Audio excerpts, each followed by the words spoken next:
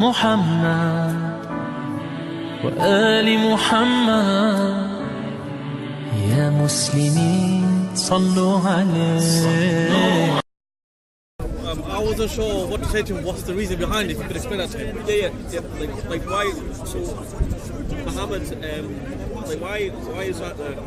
It's like the first every guy has a Christian name. Why do we have Muhammad? Yeah. So Muhammad, as you know, is the prophet of Islam. Yeah, the final prophet, which we believe came to crystallize the message. He's not a prophet. Yeah, he came to crystallize. Say in the Quran he is a prophet. Yeah, it says Muhammad Rasulullah in Surah Al-Fath. He doesn't say that he's a prophet. Oh, he does. Muhammad Rasulullah, it says it. Chapter 48. Yeah, chapter 48. The last verse. The messenger is one. Prophet is No, it says it in the Quran. He's unaware. At any point. So we believe that there were prophets that came. Okay, all of them came with the same message, which was to believe in a one God and to worship in one God. So we believe in, obviously, like prophets and messengers like Noah and Moses and Abraham, you know. And I'm sure a lot of people from other faiths would believe in the same thing. So they believe that there were prophets and messengers that came. Now, they came to their people and their time, yeah? So, for example, someone like Moses, he came to the children of Israel, yeah? Some maybe 3,000 years ago, whenever it may have been, yeah? Someone like Abraham came a long time ago, maybe 4,000 or 5,000 years ago, whenever it may have been, to tell his people, his community and his time of the message of truth, which is to believe and worship in only one God, not to associate any partners with that God, yes? And we also believe in the final prophet, which is the Prophet Muhammad. Now, the thing which differentiates Prophet Muhammad is that we believe he came for all people and all time. The Quran says, وَمَا أَرْسَلْنَاكَ إِلَّا كَافَّةً لِلنَّاسِ. We have not sent you except for all of human beings, in chapter 34 of the Quran. Is there any question you had here? So like, obviously girls don't have this right or something, so why is it? Is it just because Muhammad was...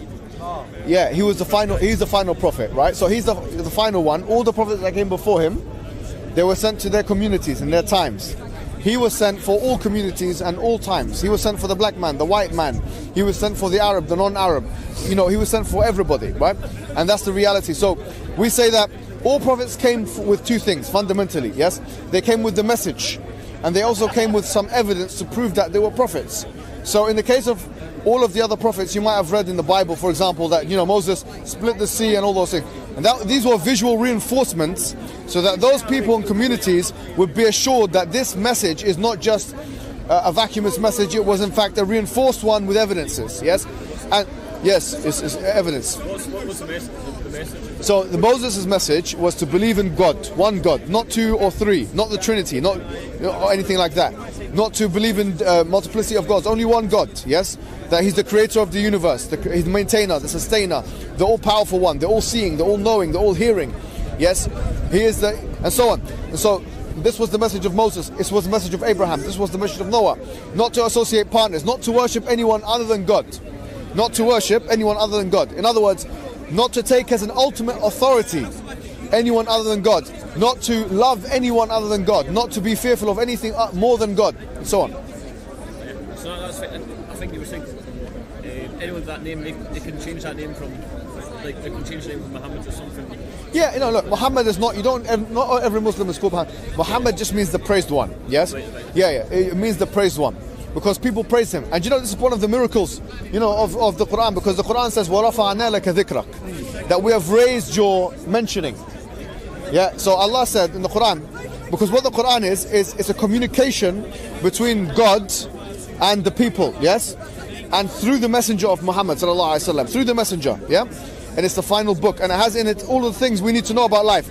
You know, how to eat, how to drink, you know, even how to be with our wife, husband, this and that, whatever, inheritance law, all of the things, everything that you need to be guided with, yes, is in the Quran. We believe in this, yeah? So in other words, the Quran says also, which is quite interesting, وَرَفَعْنَا لَكَ ذِكْرَكَ, that God has raised your name and mentioning, your status. Whose status? Prophet Muhammad's status. And what's very interesting is that even in a country like this, Muhammad is one of the most popular names in the country, isn't it? Yeah? And that's part of that, because actually his mentioning, when someone calls me and says, Muhammad, come here, you know, it's making an implicit reference to Prophet Muhammad, because we're using his name. I was named after the Prophet, you know, And he's mentioned when we pray, for example, when we read the Quran and the verses that so his status has been mentioned in such a way as that now after 1,400 years, yeah, we're still talking about him in a place like this. You still have Muhammad and then Muhammad again. Could you be like Muhammad? Yeah, you could be called Muhammad. You can be. Yeah. So does this all make sense that there was all these prophets that came to believe in one God and worship told us to believe in one God and worship one God? Does that make sense? It makes sense because, well, you know, even for Christian, Yes. You know, that's ideology. You know, that there's one God, there's one God for Yes. forgiveness for. Yes. You know, for bad things. So, you know, I'm not going to deny it. Why have to? Yeah. But do you accept that then? I can accept this one, but yeah. Right. So does that make sense to you? Yeah, no, makes sense. Yeah. So now the prophet, the final prophet, do you accept also that he? I mean, if you look at some of the things he came with, right? He predicted what's going to happen. The Quran makes predictions of the future. Yep. Yes. So, for example, it talks about the fact that at the time there were the Roman Empire and the Persian Empire. And the Quran tells us that the Roman Empire will defeat the Persian Empire in 3 to 9 years. And that they will defeat them in the lowest part of their nearby land. And that in fact happened. And not only was this a prediction, but the Prophet himself made a series of predictions as to where Islam will spread. He said it will spread to Egypt. He said it will spread to Yemen, to Jordan, to Syria, to Palestine. He said it will spread to the Roman Empire, the Persian Empire, which in fact happened. He said that the Roman Empire will end. He made a series of predictions, which frankly, to someone who's trained in these things will know, look, what's the probability that all of this can come true, right? So if he was making all these predictions, yes, yes, all of those predictions. He said that, you know, Islam will even go to Sindh or Hind. It will go to Pakistan. It will go to India. It will go to these areas. He even made prediction that there will become a time where you'll be riding on suruj, which literally means a thing which you ride. And he said you'll be reclining on them. There will come a time, he said, where you'll be reclining on these things. They're like, suruj comes from the Arabic word sarj, which actually means something like a boat. And it referred to the Roman boat, which in fact had wheels on it. Yes, and he said you'll be riding on these things. There'll be a time when you'll be riding on these things and you'll be reclining in them. He said you'll be reclining, and there'll be these seats. You'll be leather seats. He said leather seats. Yes, min jild. He said you'll be Sahih Muslims, Sahih Hadith. You'll be reclining in these things. And he said you'll be driving around, and there's women will come out with funny hairstyle, and all these things will coming out and ala abwab al-masajid, going to the mosques, riding these things. So the kind of predictions that he put forward 1,400 years ago is something mind-boggling. I mean, look, he said that the Arabs, the barefooted Arabs, yatatawaluna fil bunyan, that they will try and compete with one another to create the high infrastructures and buildings. Yes, so we're not talking about, you know, some superfluous claims or some weak predictions. We're talking about very specific predictions about what's going to happen, and they all materialize. Yeah, obviously that's referring to, you could say, referring to cars. Yeah, no, there's some kind of... Yeah, you see what I mean? How could he know 1,400 years? Imagine a man in the desert, you know, in a desert, telling us all of these things are going to happen. And he has a very small band of followers, 30 people, 40 people, telling us that these people were going to inhabit all of these lands, these big empires and so on. It's something which is ridiculous, frankly, if you think about it. It's crazy to a prediction. So its only prediction can be substantiated if you say that this information came from an all-knowing source, yes, which we say is God. Does that make sense?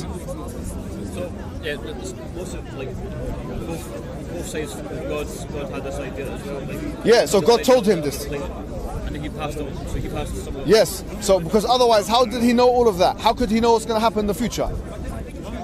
You see what I mean? Yeah. Does that make sense, yeah? Yeah. So, do you accept that that's a good enough evidence, just that by itself, nothing else now, that's a good enough evidence for someone to say, you know what, this man is a truthful man, he did in fact get... Like, going back in time and because obviously we've got... Yeah, yes. Yes, and also the fact that he had the reputation. He had the reputation for being the truthful one, you know. He had the reputation for being the person who would never go against the people or his community. They would give him things to store in his house. He was called as-Sadiq al-Amin, the one who is the trustworthy one and the truthful one. That's why he was referred to as by his community. So, bearing all of that in mind, does that make sense to say that when he came and said that I'm a messenger of God, I'm a prophet of God, that was a claim that is a fair enough claim, is a truth claim? Yes. Making sense because, like, guessing you're talking about how long? Yes, 1,400 years ago, yeah? So are you willing to accept the fact that there's only one God worthy of worship? And are you willing to also accept the fact that there's only, that the Prophet Muhammad is the final messenger? Yes, yes. So what I will do is I will repeat it to you, and then it will initiate you into being a Muslim. And so what that would mean is that I'll give you the good number of this man here, and some other brothers who will take good care of you, yes. And then obviously we'll get in contact with each other. If he needs me for anything, I will also be in contact, okay? Is that okay? Should I have a think? Yeah, think about it, please. I'll have a think about it. Yes? Huh? I'll have a think about it. You want to think about it? Okay. Well, all it is really is if you believe in those things, what it is that all you have to say in Arabic is two phrases, yeah? Ashhadu an la ilaha illallah wa ashhadu anna Muhammadan rasulullah. That there's no God worthy of worship except for God. So you're not an atheist, you're not a polytheist, you start believing one God to worship, that's it. And then you say that Prophet Muhammad is his messenger. Now if you say those two things, and you accept them, and you believe in them, then what happens is, we believe, your past sins will be removed. Everything that you've done in your life for 21 years, how old are you, 22, 23? Yes, yes, yes. Yes, for as long as you have been alive, yeah? Yeah, all of those things that you've done, they would go now. You no longer have the sins, you'll be clean, yeah? It's like you're a new person. And then you can start your life as a Muslim. Then you can start, learning how to pray. I'm sure he's going to teach you and whatever. Does that make sense, yeah? I understand. Yes.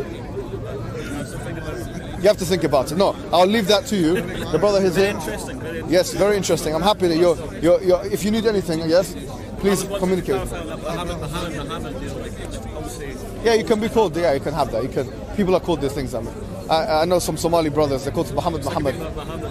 Abdullah Muhammad. I hear it. I've been said before. But yes, hopefully, if you understand all of that, yeah, and you agree with it, then the next step, the natural next step, is to just embrace it, and then slowly be. The next thing would be to pray. That's the only thing we would expect from you, and Allah would expect from you. Yes, God. Yes. Thank you, man. Anytime, man. Thank you, man. Yes. Thank you, brother. Thank you. My Scottish, I don't have anything Scottish for you, but... No, that's alright. When I come down, we can have something. What do you guys eat, which is different? If I do tune back, what do I get?